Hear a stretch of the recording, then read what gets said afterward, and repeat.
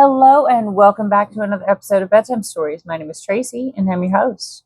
Tonight we are reading chapter 23 of The Son of Tarzan, the fourth book in the Tarzan series by Edgar Burroughs. Now, before I get started on that though, I need to ask you some very serious questions. Have you gone pee in the potty yet? Have you brushed your teeth? Have you got your water next to the bed? Have you done your stretches? You have? Great job. Very excellent work. Well, since there's nothing else to ask you to do except for like the video, subscribe to the channel, and click the notification bell, we'll go ahead and jump right in, okay? Chapter 23. Meriem had traversed half the length of the village street when a score of white-robed Negroes and half-castes leapt out upon her from the dark interiors of surrounding huts. She turned to flee, but heavy hands seized her.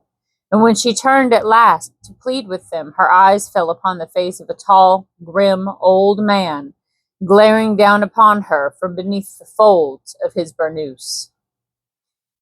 At sight of him, she staggered back in shocked and terrified surprise. It was the Sheik.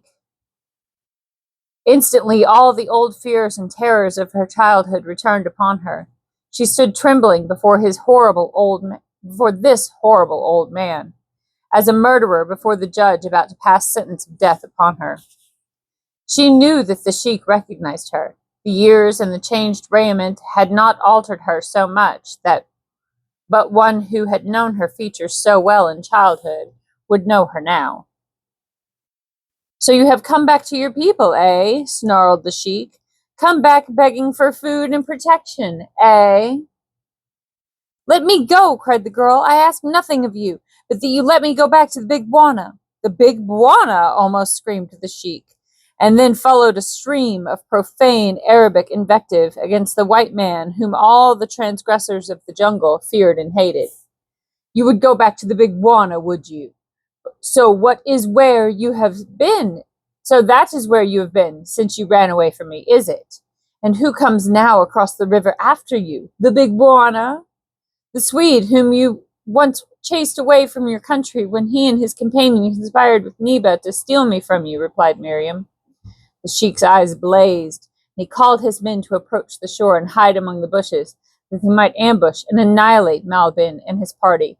But Malbin already had landed, and crawling through the fringe of jungle, was at that very moment looking with wide and incredulous eyes upon the scene being enacted in the street of the deserted village.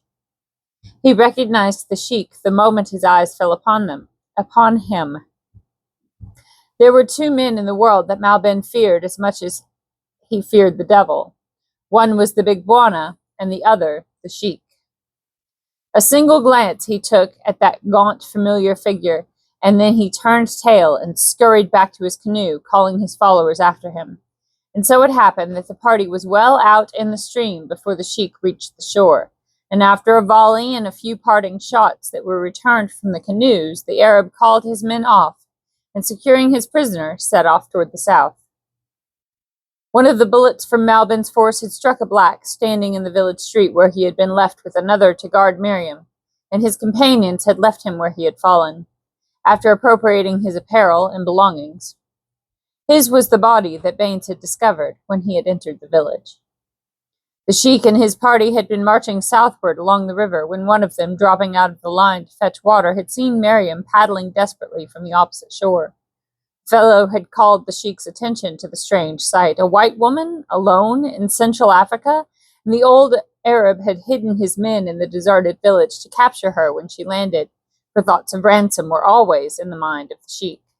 More than once before had glimmering gold filtered through his fingers from a similar source. It was easy money, and the Sheik has none too much easy money, since the Bwana had so circumscribed the limits of his ancient domain that he dared not even steal ivory from natives within 200 miles of Big Bwana's douar. And when at last the woman had walked into the trap he had set for her, and he had recognized her as the same little girl he had brutalized and maltreated years before, his gratification had been huge. Now he lost no time in establishing the old relations of father and daughter that had existed between them in the past. The first opportunity, he struck her a heavy blow across the face. He forced her to walk when he might have dismounted one of his men instead, or had her carried on a horse's rump. He seemed to revel in the discovery of new methods for torturing or humiliating her, and among all his followers she found no single one to offer her sympathy or who dared defend her, even had they had the desire to do so.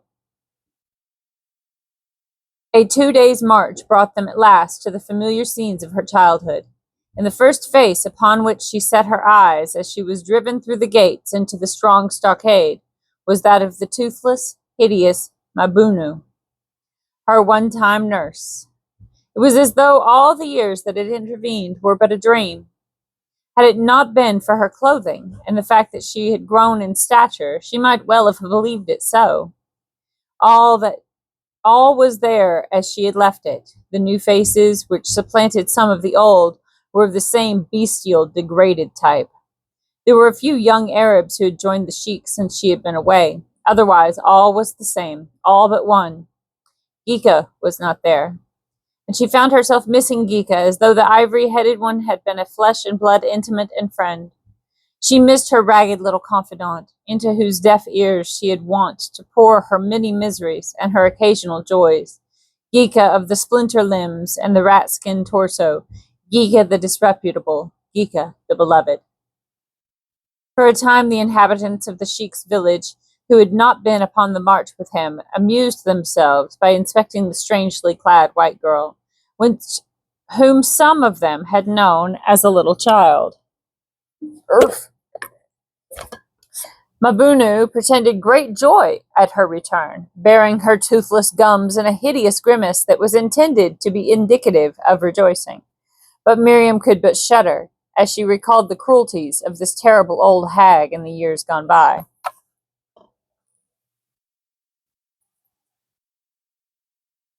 Among the Arabs who had come in her absence was a tall young fellow of 20, a handsome, sinister-looking youth, who stared at her in open admiration until the Sheik came and ordered him away, and Abdul Kamak went, scowling.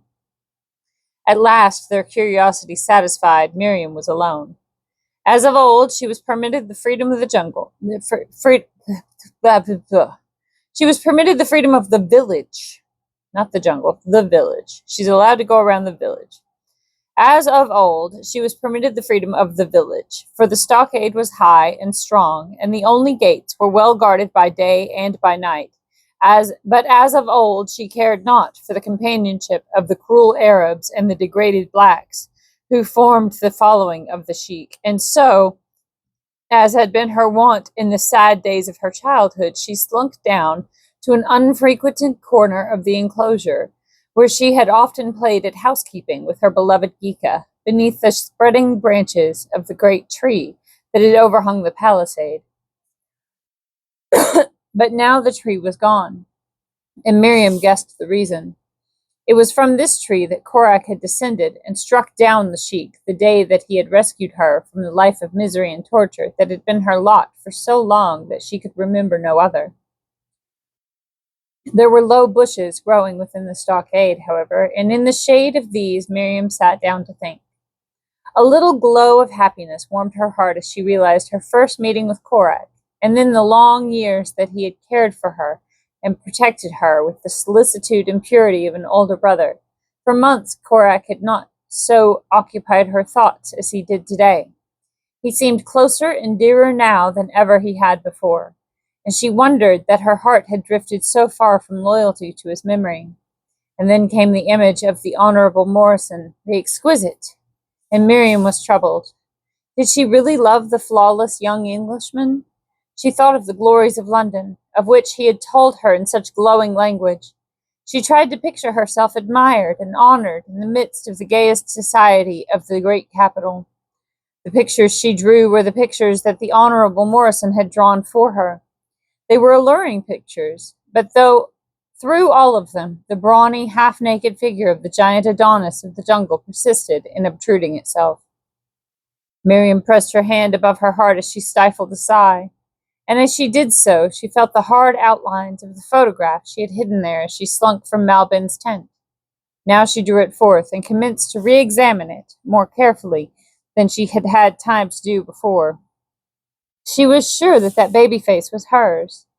She studied every detail of the picture. Half hidden in the lace of the dainty dress rested a chain and a locket. Meriem puckered her brows. What tantalizing half-memories it awakened. Could this flower of evident civilization be the little Arab Meriem, daughter of the Sheik? It was impossible, and yet that locket.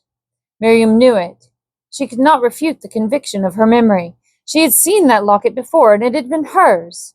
What strange mystery lay buried in her past? As she sat gazing at the picture, she suddenly became aware that she was not alone, that someone was standing close behind her. Someone who had approached her noiselessly. Guiltily, she thrust the picture back into her waist. A hand fell upon her shoulder. She was sure that it was the Sheik, and she awaited in dumb terror to the blow that she knew would follow. No blow came, and she looked upward over her shoulder into the eyes of Abdul Kamak, the young Arab. I saw, he said, the picture that you have just hidden. It is you when you were a child, a very young child. May I see it again? Meriem drew away from him. I will give it back, he said. I have heard of you, and I know that you have no love for the Sheik, your father. Neither have I. I will not betray you. Let me see the picture. Friendless among cruel enemies, Meriem clutched at the straw that Abdul Kamak held out for her. Perhaps in him she might find the friend she needed. Anyway, he had seen the picture, and if he was not a friend, he could tell the Sheik about it, and it would be taken away from her. So she might as well grant his request and hope that he had spoken fairly, and would deal fairly. She drew the photograph from its hiding place and handed it to him.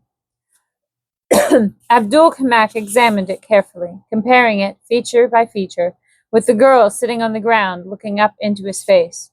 Slowly, he nodded his head. Yes, he said, it is you. But where was it taken? How does it happen that the Sheik's daughter is clothed in the garments of the unbeliever? I do not know, replied Meriem. I never saw the picture until a couple of days ago, when I found it in the tent of the Swede, Malbin. Abdul Kamak raised his eyebrows. He turned the picture over, and as his eyes fell upon the old newspaper cutting, they went wide. He could read French with difficulty, it is true, but he could read it. He had been to Paris. He had spent 6 months there with a troop of his desert fellows upon exhibition, and he had improved his time, learning many of the customs, some of the language, and most of the vices of his conquerors. Now he put his learning to use. Slowly, laboriously, he read the yellowed cutting. His eyes were no longer wide. Instead, they narrowed to 2 slits of cunning. When he had done, he looked at the girl. You have read this, he asked. You have read this? He asked. It is French, she replied, and I do not read French. Abdul Kamak stood long in silence, looking at the girl. She was very beautiful. He desired her, as had many other men who had seen her. At last he dropped to one knee beside her. A wonderful idea had sprung to Abdul Kamak's mind. It was an idea that might be furthered if the girl were kept in ignorance of the contents of that newspaper cutting. It would certainly be doomed should she learn its contents. Meriem, he whispered, never until today have my eyes beheld you, yet at once they told my heart that it must ever be your servant. You do not know me, but I ask that you trust me. I can help you. You hate the Sheik, and so do I. Let me take you away from him. Come with me, and we will go back to the great desert where my father is a Sheik mightier than yours. Will you come? Meriem sat in silence. She hated to wound the only one who had offered her protection and friendship, but she did not want Abdul Kamak's love. Deceived by her silence, the man seized her and strained her to him, but Meriem struggled to free herself. I do not love you, she cried. Oh, jeez. I do not love you. Oh, please do not make me hate you. You are the only one who has shown kindness toward me, and I want to like you, but I cannot love you. Abdul Kamak drew himself to his full height. You will learn to love me, he said, for I shall take you whether you will or no. You hate the Sheik, and so you will not tell him. For if you do, I will tell him of the picture. I hate the Sheik, and... You hate the Sheik? Came a grim voice from behind them. Both turned to see the Sheik standing a few paces from them. Abdul still held the picture in his hand. Now he thrust it within his burnous. Yes, he said, I hate the Sheik. And as he spoke, he sprang toward the older man, felled him with a blow, and dashed on across the village to the line where his horse was picketed, saddled and ready. For Abdul Kamak had been about to ride forth to hunt when he had seen the stranger girl alone by the bushes. Leaping into the saddle, Abdul Kamak dashed for the village gates. The Sheik, momentarily stunned by the blow that had felled him, now staggered to his feet, shouting lustily to his followers to stop the escaping Arab. A dozen blacks leapt forward to intercept the horseman, only to be ridden down or brushed aside by the muzzle of Abdul Kamak's long musket, which he lashed from side to side about him as he spurred on toward the gate. But here he must surely be intercepted. Already the two blacks stationed there were pushing the unwieldy portals too. Up flew the barrel of the fugitive's weapon. With reins flying loose and his horse at a mad gallop, the son of the desert fired once, twice, and both the keepers of the gate dropped in their tracks. With a wild whoop of exultation, twirling his musket high above his head and turning in his saddle to laugh back into the faces of its pursuers, Abdul Kamak dashed out of the village of the Sheik and was swallowed up by the jungle. Foaming with rage, the Sheik ordered immediate pursuit and then strode rapidly back to where Meriem sat huddled by the bushes where he had left her.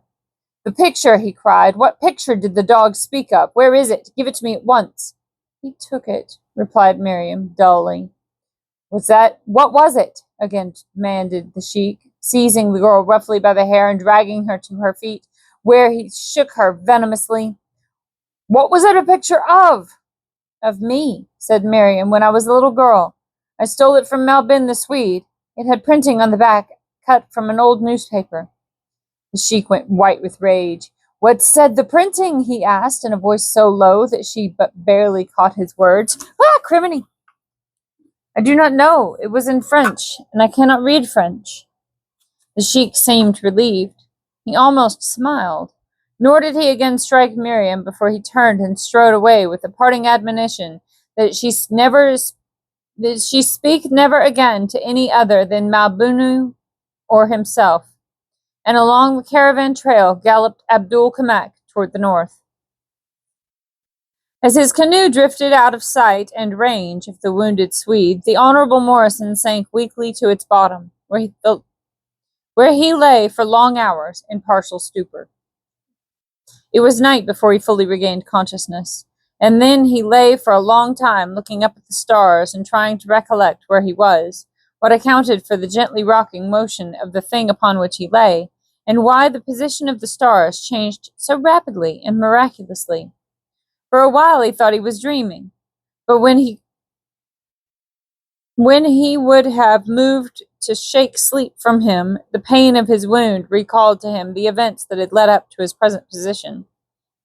Then it was that he realized that he was floating down a great African river in a native canoe, alone, wounded, and lost.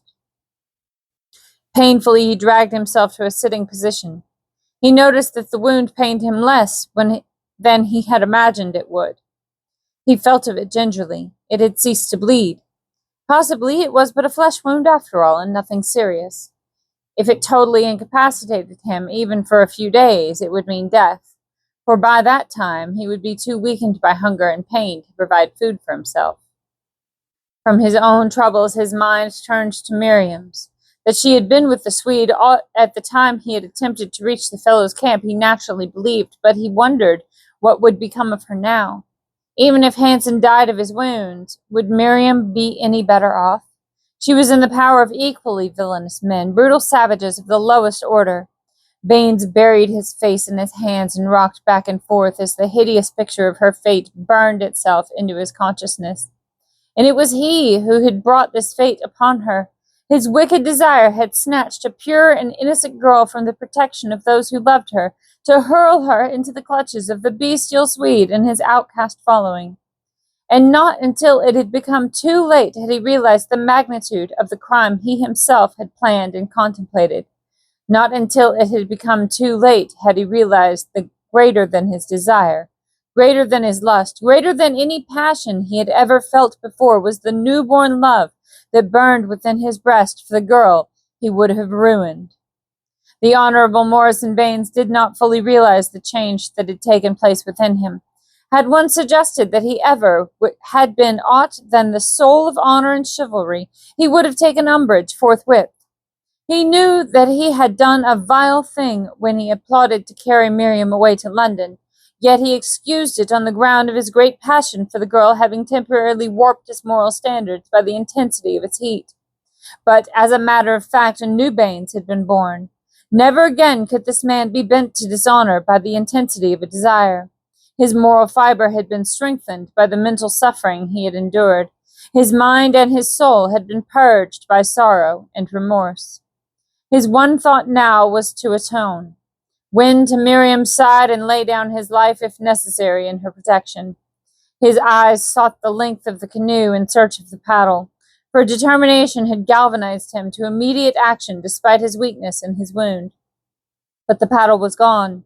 He turned his eyes toward the shore. Dimly through the darkness of a moonless night he saw the awful blackness of the jungle, yet it touched no responsive chord of terror within him now that as it had done in the past. He did not even wonder that he was unafraid, for his mind was entirely occupied with thoughts of another's danger. Drawing himself to his knees, he leaned over the edge of the canoe and commenced to paddle vigorously with his open palm.